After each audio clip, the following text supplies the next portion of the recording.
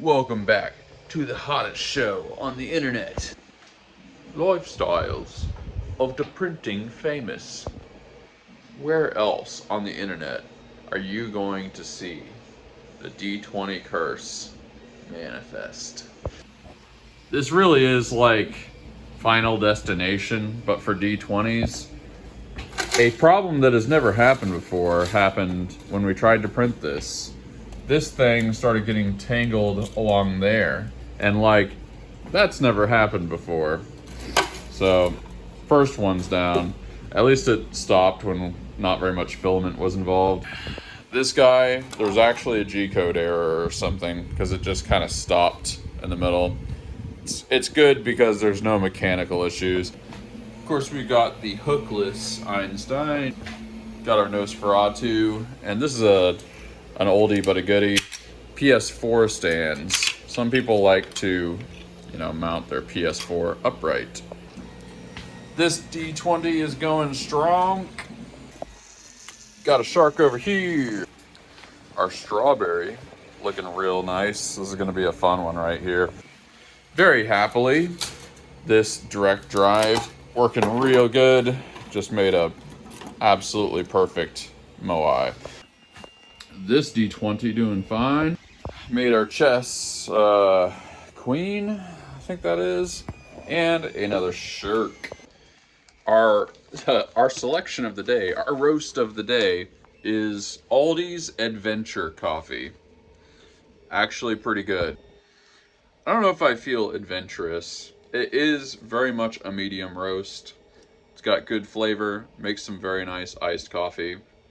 I'm not unhappy with my selection. My mom was dating some guy when I was probably 16 or 17, and I cannot remember the context of this, but there was some situation where he was like, I'm happy with my selection. And ever since then, I just say that all the time. She just thought that was hilarious, and I remember thinking it was really not that hilarious. Somehow the weirdness of that has really stuck with me. So, I'm happy with my selection. Let's package Tupac.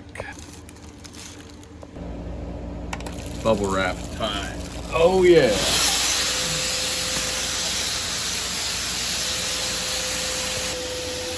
Dostoevsky. I was just listening to a video that said starting a business is like standing at the foot of a mountain made of problems. Accurate. David. And we've got that black guitar octo. Really nice looking. Very, very nice. Check this out. I have a return on ad spend of almost 7, over 6.5. We spent less than 200 and made almost 1,300. It could be that that's due to proximity to Christmas, but this is last 30 days. Not really Christmas spending. Although it was like 5 to 1 a week or 2 weeks ago. But however you want to slice it, that's really good. On the David cans, we've got 13 to 1, and we've got almost 23 to 1 on the ice cream props. We have really dialed this in. We don't have really enough data on the egg. We haven't sold any, but we've only spent like $2 on ads. So we might refine this later. It's been like a week and a half or something. Wow. I thought those shoes were some kind of pastry. It is Monday. Man, we're getting real close to the 150 gold. It really means a lot. I know I say this all the time. It means a lot that you guys have kind of taken this journey with me. Because when I set out to make 150 new products, add them to my store and everything, when I set out about a year ago, like 10 months ago, something like that, let's not be autistic about it. I guess it wasn't necessarily a given that I was going to stick with this or be as disciplined as I've managed to be, but we've done it. We've kind of gone the distance on this. Also, comment below if this has inspired you at all, if this has helped you in your journey building your store.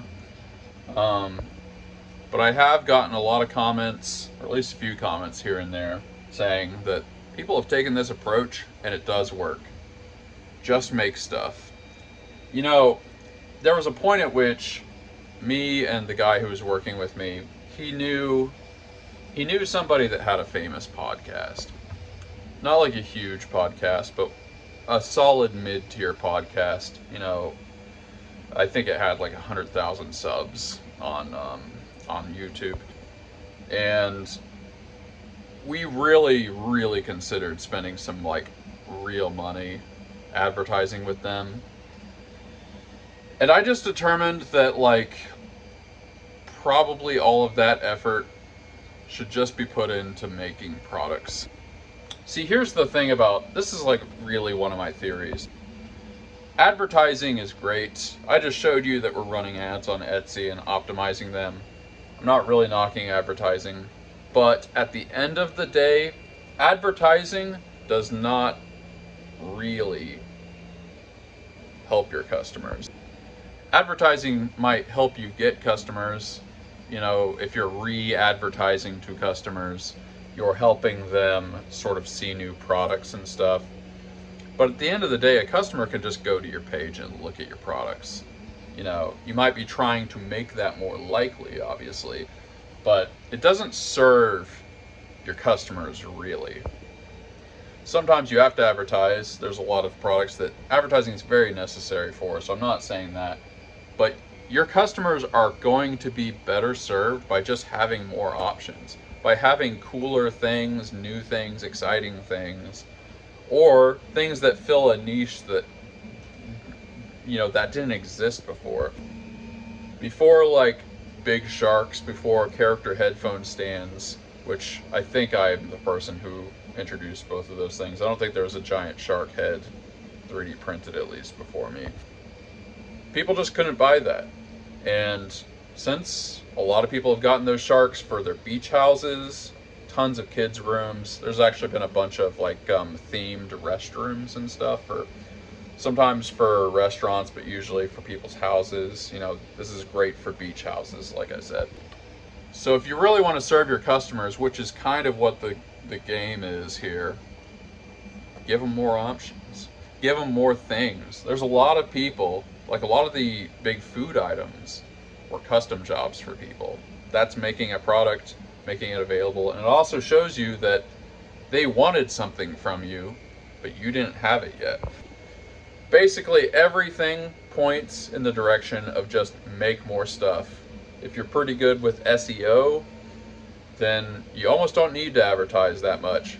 And plus, just throw a little ad revenue on your biggest selling items, but it doesn't have to be a big thing. Most of the energy, since 3D printing can make things quickly, just make things. Just make things. So anyway, I just felt like ranting about that, but really, like, advertising is, if anything, it's kind of annoying, right? From the customer perspective, we all get stupid ads that we just like, man, I don't want to see that movie. But what is cool for your customers, just give them more stuff. Give them more options, give them more iterations of the same idea. It's real service. It's really what helps them decorate their house, whatever it is. Anyway, we got 3 this week. Like I said, we thought about doing a 4th, but 3's pretty good. We're hitting our goals. To quote the Tootsie Pop commercial, a 1, a 2, a 3. Sorry. Remember, fancy steak dinner time, when we actually hit 150, we got 147. Or wait. We got 142. So a couple weeks, it's gonna be ours. You know, one thing that just super annoys me, we're getting all these ads for gold, and it's because gold is at a very high price. And of course they do the same thing for Bitcoin, but it's like, if you're seeing an ad for gold or Bitcoin or basically anything else, you can bet that it's the worst time to buy it. You know, this is pretty basic stuff, but the time to buy Bitcoin or gold or whatever is when the price is low. I don't know, it's like they're doing that because it works. They're doing that because People buy gold when gold is going through the roof.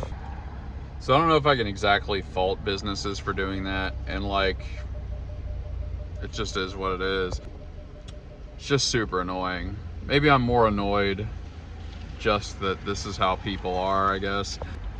There's just a short, or there's what's called a high time preference among most people. But it's just like, there's just something about these ads running, knowing that people are gonna buy, then gold is gonna drop, then everyone's gonna sell and they're gonna lose money. And like, that's what these ads are doing. I don't know. Such is the human condition, I guess. It's like Kevin O'Leary. It's just tough for me to see people murdering their money out there, but it happens every day. Like, I don't understand the gold markets that much. There's probably ways and cycles that are there that make them semi-predictable, if I had to guess. But I understand Bitcoin quite well, and the best rule of thumb is like, buy Bitcoin when nobody's talking about it. When it's the least exciting thing ever. If you just do the opposite of what the general public is doing, half the time, that's like the best strategy possible. People wanted to see the old property. There it is, being like it is. The really bad ones are the ones that are like, convert your IRA into gold when gold is at its absolute peak. It's like, this is somebody's retirement savings, man. It's one thing to do that. I guess maybe somebody's IRA is early on in their life. They're only like 30, 40. It's not the worst thing, but man, somebody's like 60, 70 years old. They're converting their IRA to gold. Yikes. You already know. Now that's a knife. And apparently Flashbacks has $5 burgers. Pretty good bar food. I'm looking for all the Monday specials out there. Mr. Monday Special. Bam. Okie doke. We've got our croissant. It's time to paint this glorious piece. All right, so it's just endless fun with this printer. Everything was working again, and then take a look at this. That's the extruder cord right there. So yes, we're replacing this cord. Yep, so we're going on the board here.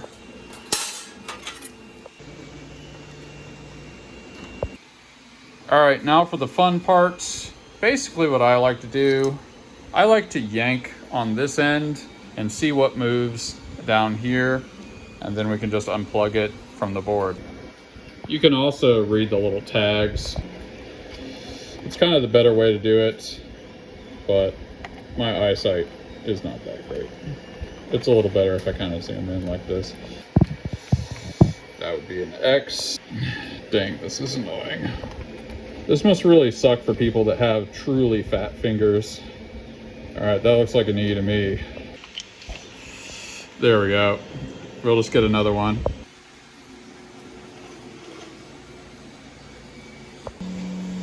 All right, removing normally again. Yep.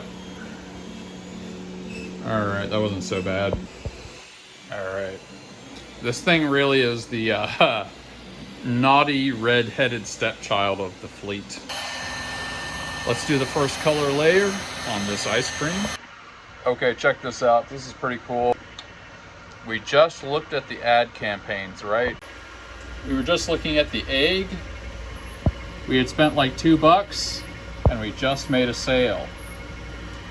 That is a 39, basically a 40-to-1 spend to earn ratio. Yeah, think about this. It's been like a week and we spent almost $3 on advertising that piece. So even if this was the average, even if we only sold one thing per month from that, it's like that's 12 to make 100 something. That's basically a 10-to-1 ratio. All right, so we're gonna advertise the milkshake as well. We've been selling milkshakes quite a bit, and they're definitely one of the more popular things, so we turned on ads for them. You know, we're going into Christmas season. and we'll probably have enough time to kind of optimize these ad campaigns before Christmas really hits if we start it now. So we're just gonna take a chance and start advertising the shake because I think it's gonna work. It feels like a winner. Okay, I don't think we're gonna have time to take pictures of it today, but to do the big reveal, this is the #1 pastry on earth. Behold, Croissanticus. Now you may think, what could be better than a croissant? Nothing! I think we're gonna be able to make variations of the croissant. Probably get a little of that chocolatey brown paint, you know, kind of pool it up in maybe a paint can top and drizzle it over it, make it look like a chocolate croissant. Yeah, that's thinking. This is the size of pastry I want in my life.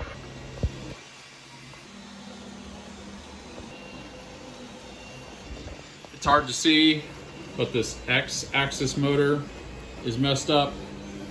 We don't have time to fix it tonight, so we're just gonna put this here. I'll remember what's up. But yeah, we're getting the fleet, we're getting the band back together. White footstop. And we got a Moai. And another white footstop.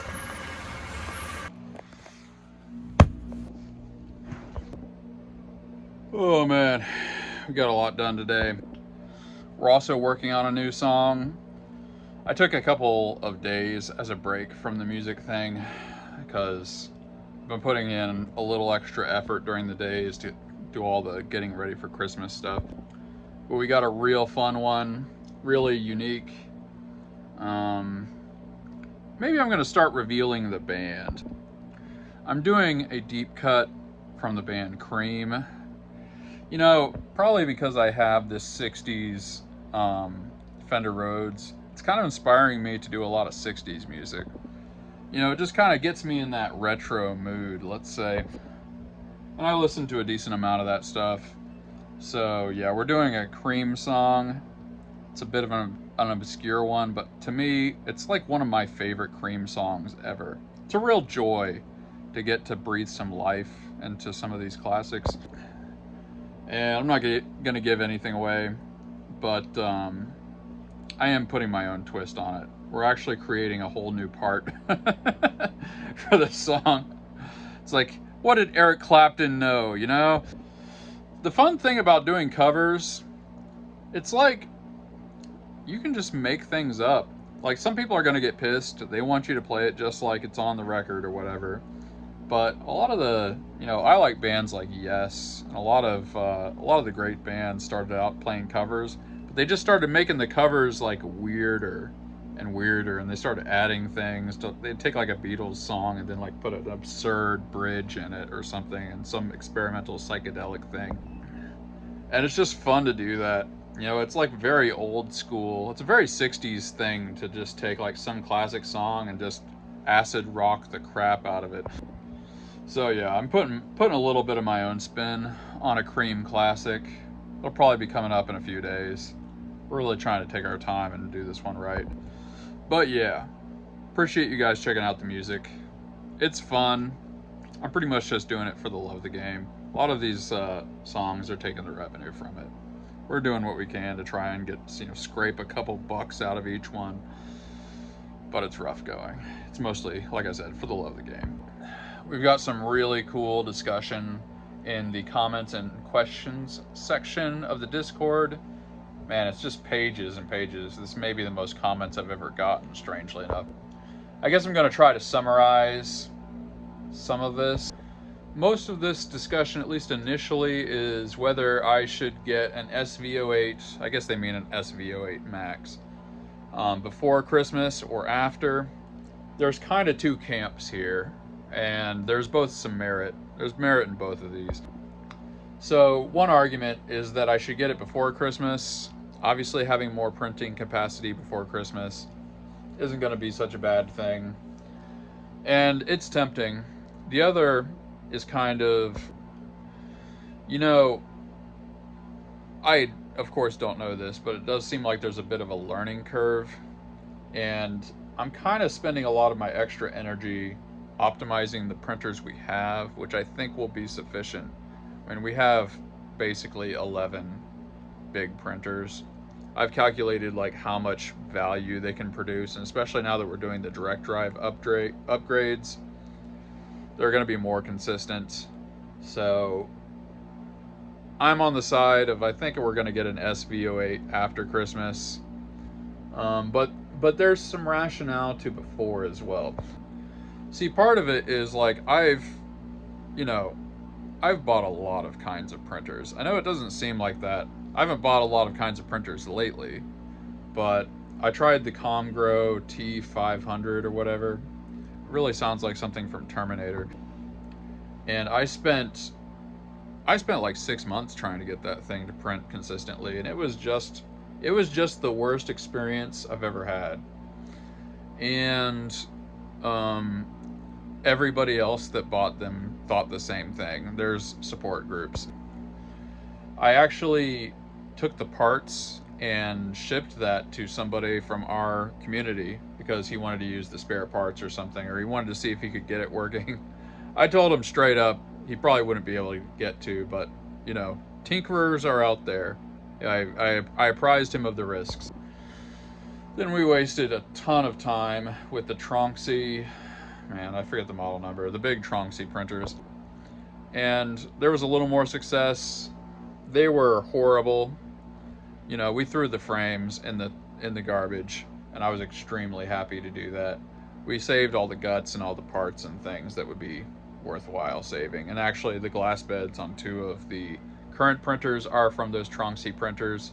Nothing wrong with the glass beds. So, I have not had good experiences with trying out new printers. Now, I do think Soval is probably a better company than the ones that I bought, although Comgrow is considered a pretty legit company.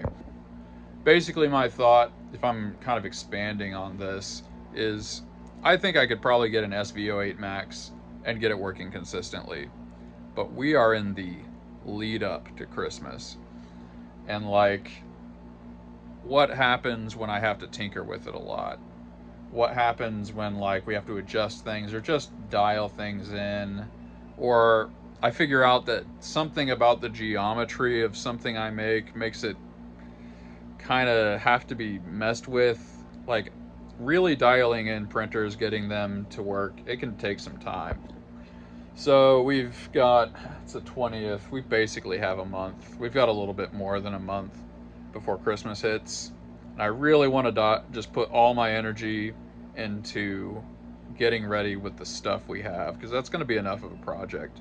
I kind of wanted to be a little further along with setting up the small printers.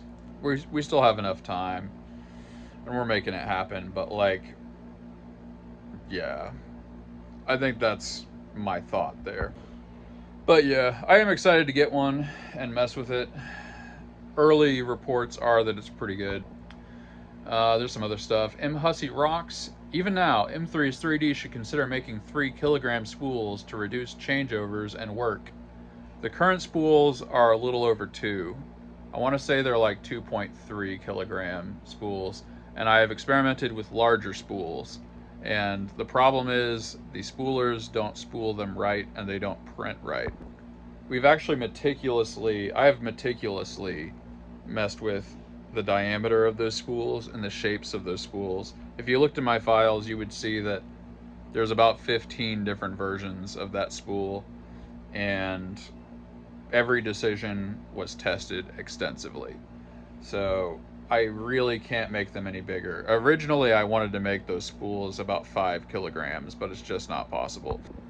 Toasty O's, the filament shortage that drove Mark to make his own no longer exists. You can get good, reliable filament for $8.50 a kilo. That's not even ordering in bulk and having to wait for it to be shipped from China. He's talking about Alibaba or other stuff like that. Between the non-reliability of the Philobot extruders and the fiddly nature of the process, I think taking them offline should be really considered, especially now that the bin is almost empty. So somebody early on in this series suggested that I buy in bulk from China, and I did look into it quite a bit, and even doing that is not going to be good enough price-wise. Now don't get me wrong, you have to price out your time as well. But I have made filament now for 5 years basically. And see, it's tempting to focus on the Philibot extruders doing weird stuff because I always talk about it.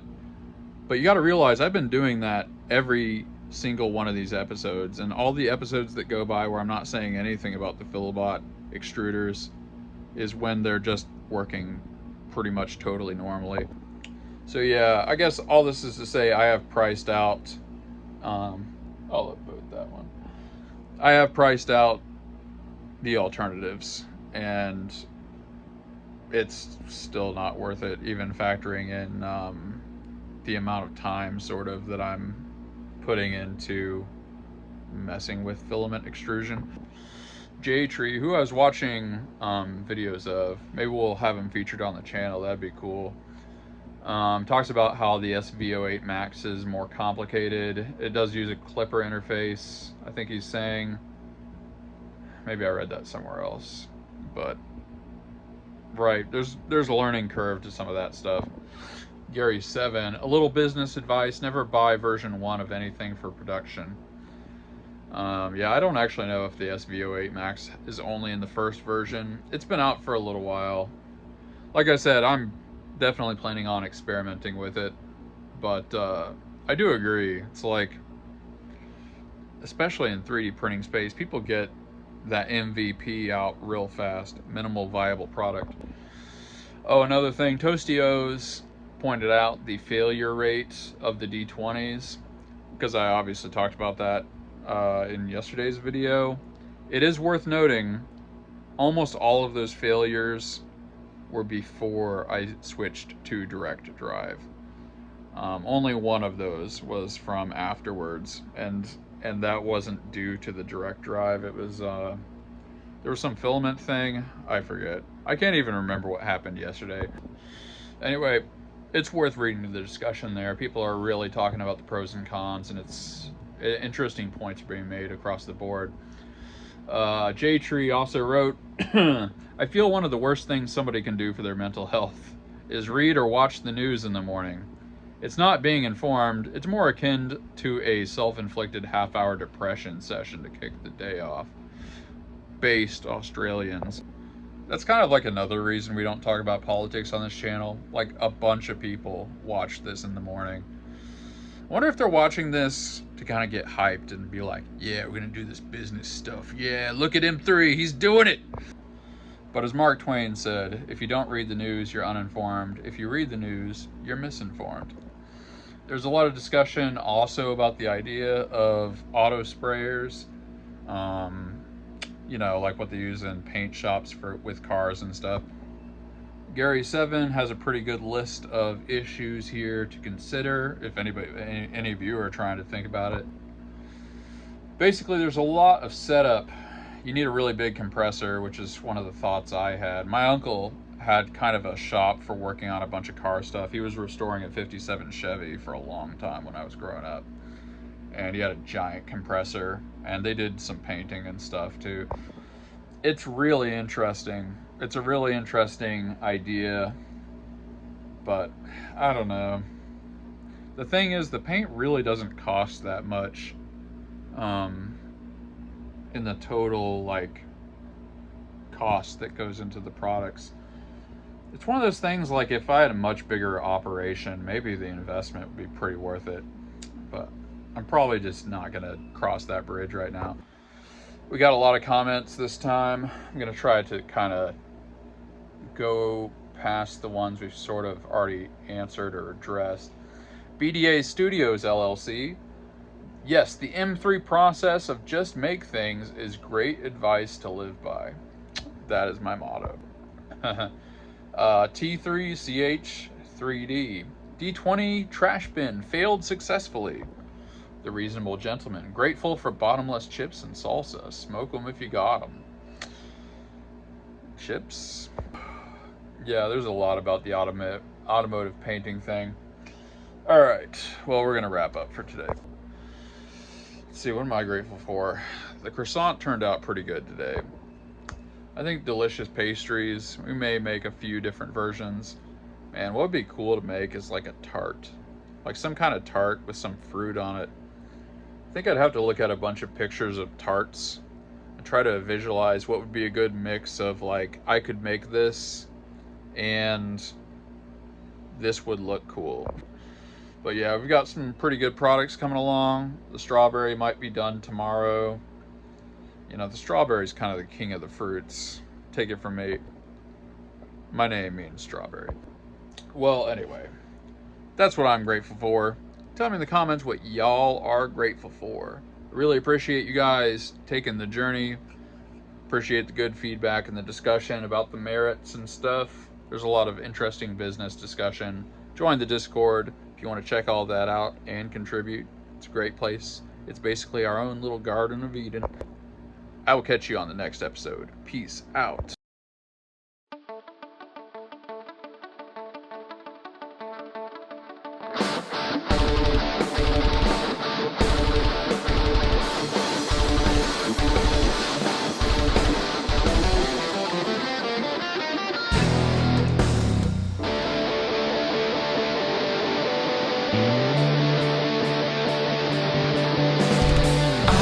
Stay around you. I can't say what I need. This blinding are lessons I'm seeing to standing in a moment. What has been is cast aside, frozen there as time rode. I know that you must have died.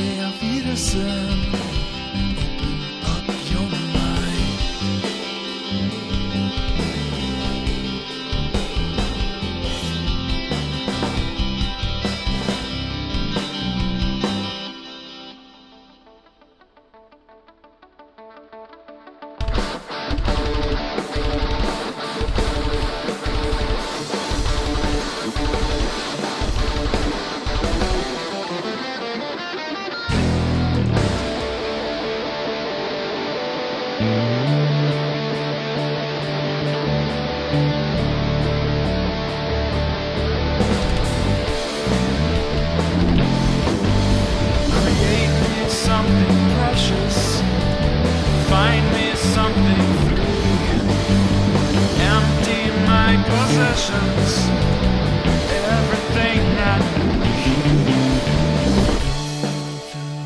oceans, and we're all going to die.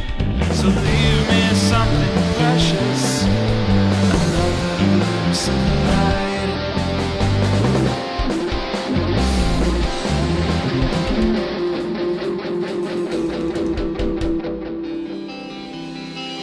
Lion lives around you. Open up your light, time to say a Wiedersehen.